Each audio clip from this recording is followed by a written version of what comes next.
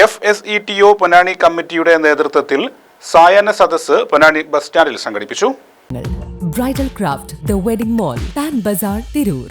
കേരളത്തിന്റെ ധനസ്ഥിതിയെ തെറ്റായി വ്യാഖ്യാനിച്ച് ക്ഷേമ പ്രവർത്തനങ്ങളിൽ നിന്നും പുറകോട്ട് പോവുകയും പൊതുമേഖലയെ സംരക്ഷിക്കാതെ സ്വകാര്യ മേഖലയ്ക്ക് കേരളത്തിന്റെ സമ്പദ്ഘടന തീരെഴുതാൻ വേണ്ടി നയസമീപനങ്ങൾ എടുക്കുകയും അതിനായി ധവളപത്രം എന്ന പേരിൽ പുസ്തകമിറക്കുകയും ചെയ്യുന്ന കേരള സർക്കാരിന്റെ പരിപാടികൾ പൊതുജനങ്ങളുമായി സംവദിക്കുന്നതിന് വേണ്ടി അധ്യാപകരുടെയും ജീവനക്കാരുടെയും സംഘടനയായ FSETO പൊന്നാനി കമ്മിറ്റിയുടെ നേതൃത്വത്തിൽ സായാഹ്ന സദസ്സ് പൊന്നാനി ബസ് സ്റ്റാൻഡിൽ സംഘടിപ്പിച്ചു. ധവളപത്രവും കേരള വികസനവും എന്ന പേരിലാണ് സദസ്സുകൾ നടക്കുന്നത്. KSTA ജില്ലാ എക്സിക്യൂട്ടീവ് അംഗം സുഹ്ര ടീച്ചറുടെ അധ്യക്ഷതയിൽ ചേർന്ന സദസ്സ് NGO യൂണിയൻ ജില്ലാ സെക്രട്ടേറിയറ്റ് അംഗം സന്തോഷ് കുമാർ തേറയിൽ ഉദ്ഘാടനം ചെയ്തു. NGO union area president T Jamaluddin സ്വാഗതം പറഞ്ഞു.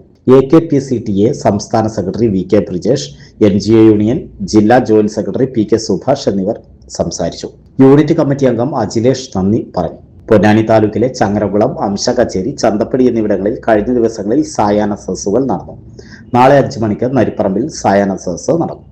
സംസ്ഥാന ഗവൺമെന്റുകളെ വരിഞ്ഞു മുറക്കുന്ന, കാരണം സംസ്ഥാന ഗവൺമെന്റുകൾക്ക് വരുമാനം കുറവാണെങ്കിൽ അവർക്ക് കടമെടുക്കാനുള്ള, കേന്ദ്ര ഗവൺമെന്റിനെ പോലെ തന്നെ കടമെടുക്കാനുള്ള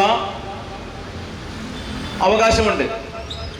ആ അവകാശം കുറയ്ക്കുന്ന തരത്തിൽ ധന ഉത്തരവാദിത്വ നിയമം എന്ന് പറഞ്ഞുകൊണ്ട് ഓരോ സംസ്ഥാനവും എടുക്കുന്ന കടം പരിമിതപ്പെടുത്തുന്നതിന് വേണ്ടി ധന ഉത്തരവാദിത്വം പാസ്സാക്കിയുള്ള ഒരു രാജ്യമാണ് നമ്മുടേത്.